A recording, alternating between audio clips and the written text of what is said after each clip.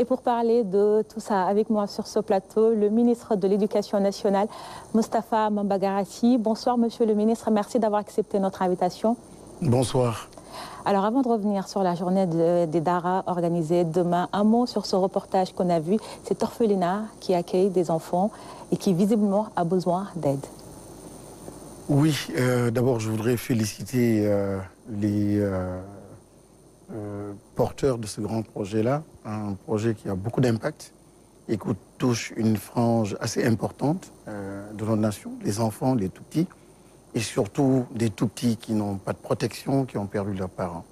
Et le ministère de l'Éducation nationale, forcément, les accompagnera en termes de logistique, d'équipement, mais nous les accompagnerons aussi en les impliquant davantage dans ce grand processus de transformation. En tout cas, c'est très louable. Il y a beaucoup d'initiatives de ce genre.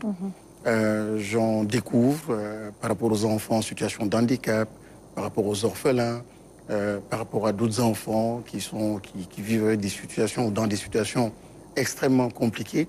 Donc, globalement, ce sont nos enfants et c'est la mission du ministère de l'Éducation nationale, du gouvernement de les accompagner et nous le ferons. J'ai bien entendu l'appel qui a été lancé. Très bien. Alors, on va parler de la journée de demain. Revenir un peu, monsieur le ministre, sur son importance pour le Sénégal et son objectif. C'est une journée importante. On parle d'une nation sénégalaise. Et le Sénégal est marqué par les Dara, par ces grands érudits, par ces grands leaders qui ont façonné ce pays et qui lui ont donné en fait ce qu'il y a de si singulier et de si rare dans le monde. C'est son capital spirituel, capital humain, capital semencier, capital financier. Mais quand vous observez l'évolution du monde et des pays, vous verrez en fait que le capital spirituel est une donne, est une composante essentielle. C'est la raison pour laquelle vous avez visité en prélude à cet événement les familles religieuses?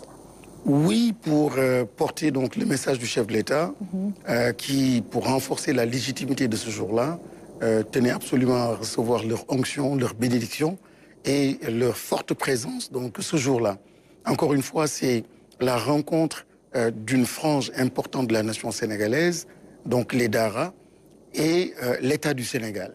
Donc aujourd'hui, c'est un décret présidentiel, c'est une 3e édition avec de grandes innovations. Qu'est-ce qui la différencie des autres éditions? Alors, le chef de l'État tient tout d'abord à ce que ces Dara-là soient fortement accompagnés, pas seulement par le ministère de l'Éducation nationale, mais par le gouvernement tout entier. Vous verrez qu'à cette occasion, il y a des conventions qui seront signées entre les Dara, donc via le ministère de l'Éducation nationale, et beaucoup de ministères, notamment le ministère de la Famille. Vous savez qu'il y a un rôle important que les Ndeye Dara jouent.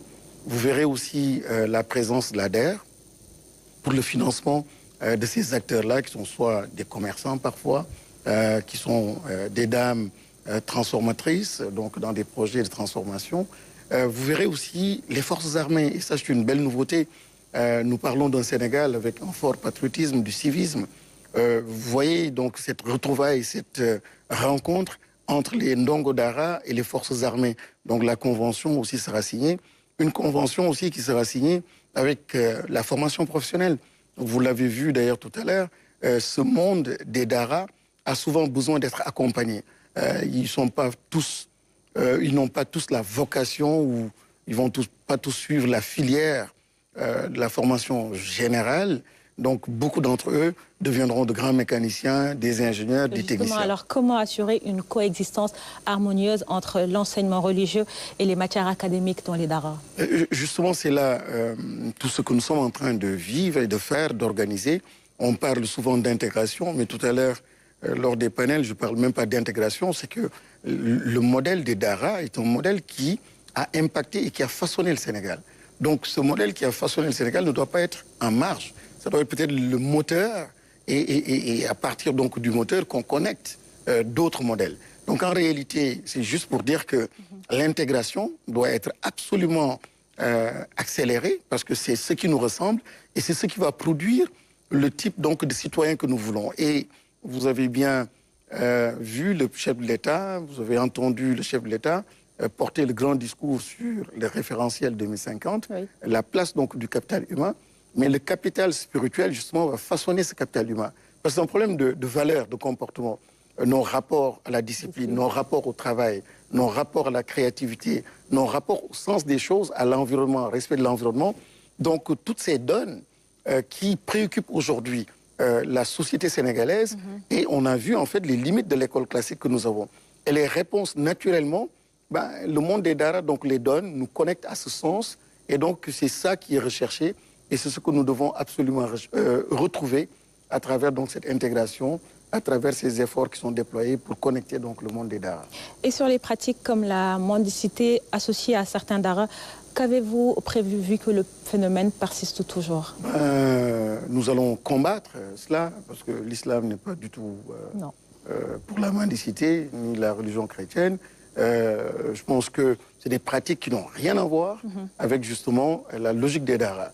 Les Dara, avec le concept de tarbiya, c'est plutôt l'éducation donc à autre chose. Donc il y a un triptyque assez intéressant, le corps, le physique, le mental.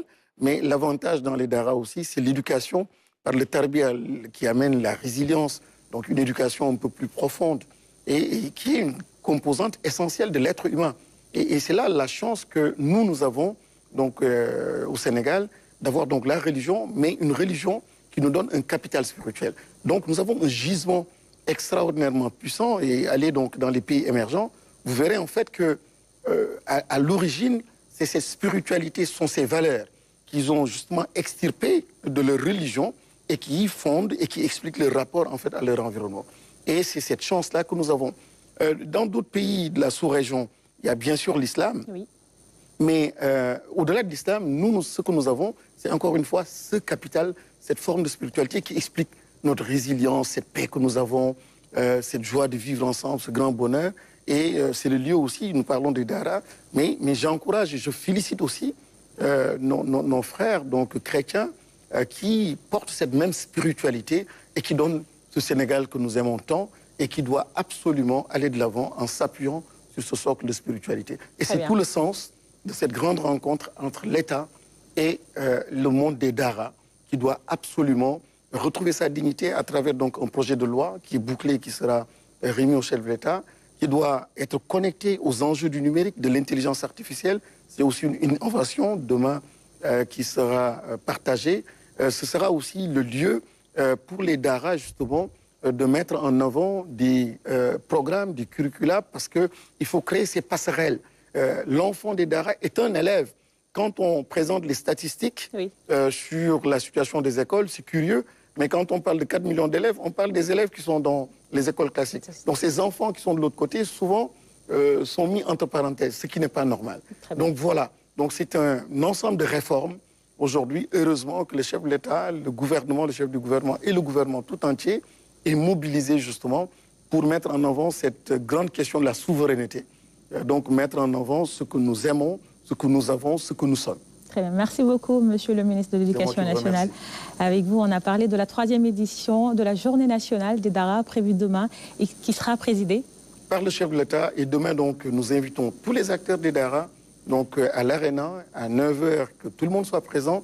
C'est le jour de l'islam, c'est le jour du Coran, c'est le jour des Dara. C'est notre jour et c'est une grande ouverture, un point de départ pour un Sénégal tout nouveau. Merci beaucoup d'avoir été avec nous ce soir.